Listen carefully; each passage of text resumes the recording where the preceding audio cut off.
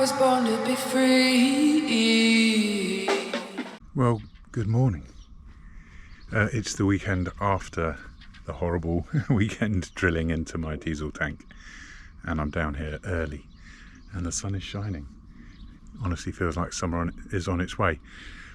I've come down to finish off some jobs, so I've got the GPS sensor for the AIS transponder, so I want to rig that up. I also want to go and get some fuel because I'm now down to a quarter tank, and while it's quiet I'd like to go and top that up to about 3/4 full. So I'm going to see if it's convenient to do that shortly. And there's one job I really want to do now while it's so still. I want to lift the mainsail here in the marina and measure the length of my reefing lines, because I want to buy new ones. They've been salty and crusty. They're quite old. They came with the boat a couple of years ago, and I really want to replace them. So this morning I think is a perfect time to lift the sail and take those measurements. So come with me as we finish off some jobs, and in particular I'm really pleased to be able to get the AIS transponder work finished. So while I do the reefing line measurements, let's warm the engine up so that we're ready to go to the fuel dock a bit later on.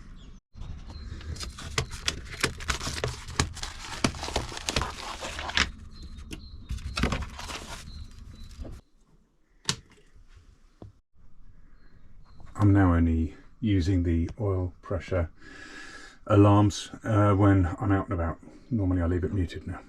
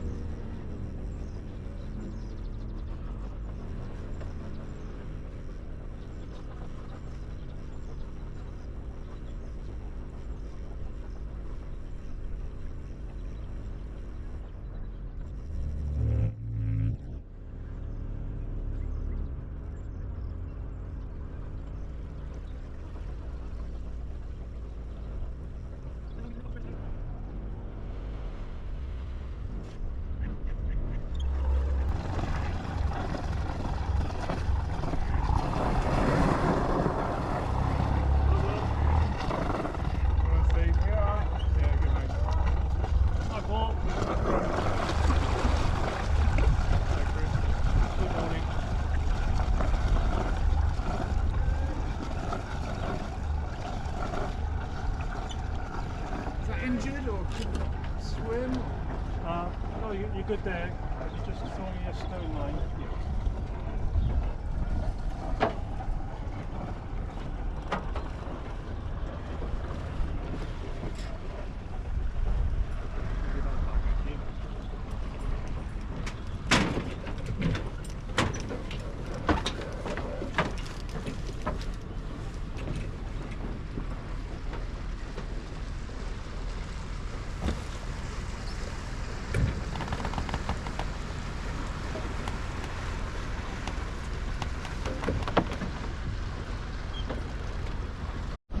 Right, so taking off fuel. It's what we got idling nicely, 3 bar, 3/4 full on the fuel, 14.2 volts, sitting nicely at 60 degrees.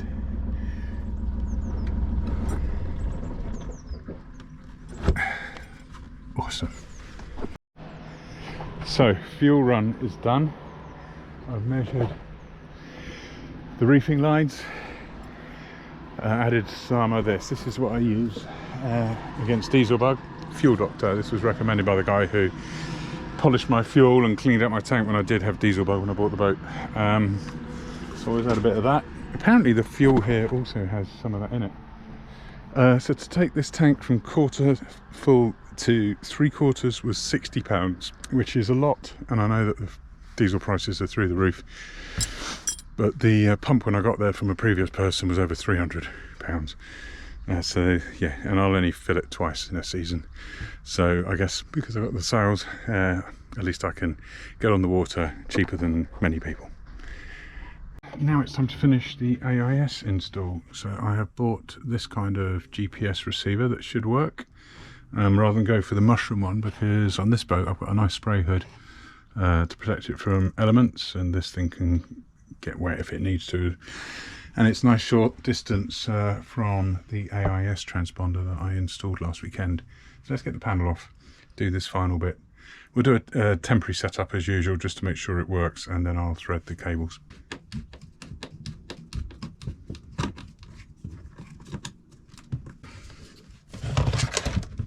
Okay, panel open again. So now let's do a temporary setup of the GPS.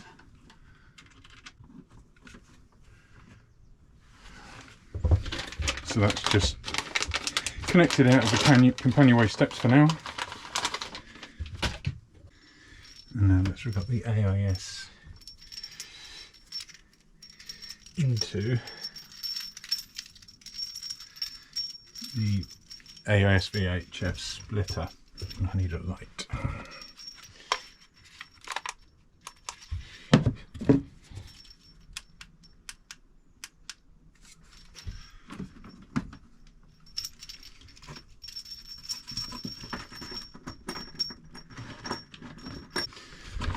Okay, that's pretty neat. Now let's turn on instruments. And we have red, oops, sorry, turn the water pump on. We have red light and power, orange on GPS, flashing. Let's see if it can acquire GPS lock.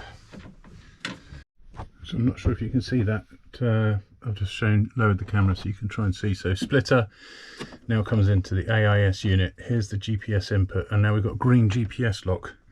So the next thing is to see on something like Orca. Let's wait for Sampaguita. Hey, I don't know if you can see that, because there's a white where I am blob over it, but there's now Sampaguita on Orca. If I click on it, Sampaguita.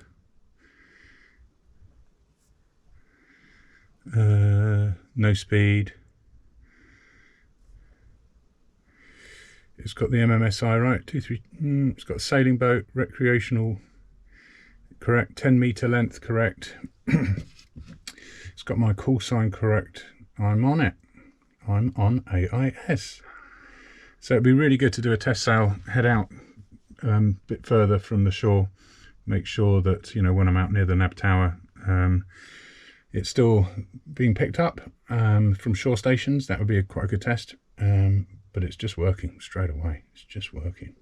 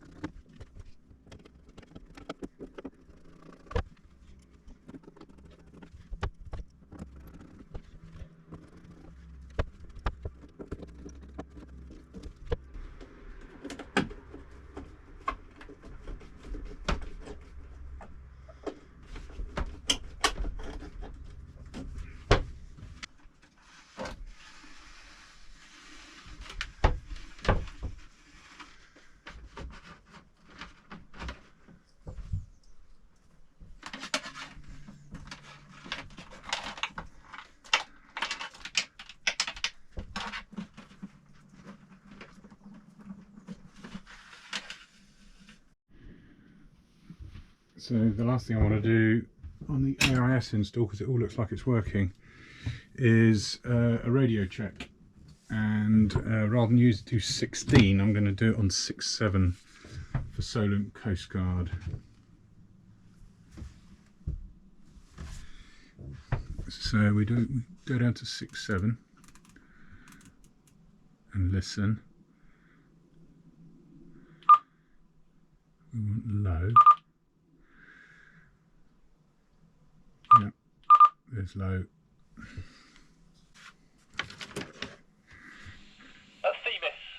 Themis, this is Solent Coast Guard.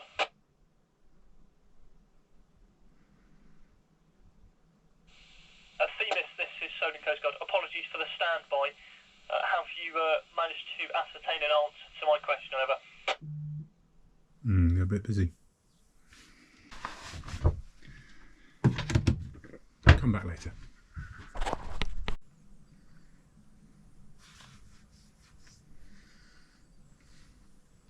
Solent Coast Guard, Solent Coast Guard. This is Sampaguita on 6.7. Over.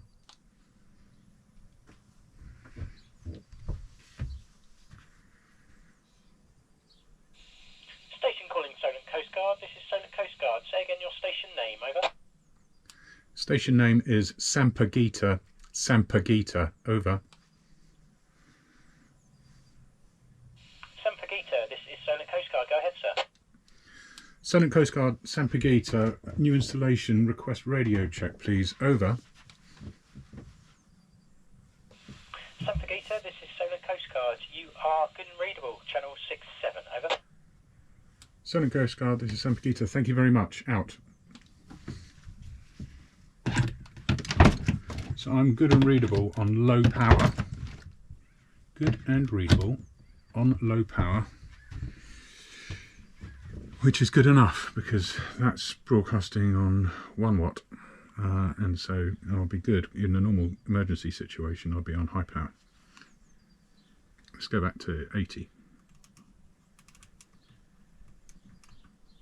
So as the weekend weather sets in, look at that thick cloud that's arrived, but also some wind, so some people are going to get some good sailing, but it's quite cool here this morning after a night on San Pagita. I just wanted to show you this under the stairs. So as I have said I would, I have put some wiring diagrams underneath the stairs, close at hand. If I have any problems, I can get in here, I can remind myself about wire colours and the wiring looms and things like that, and so those are just tacked, ready at hand.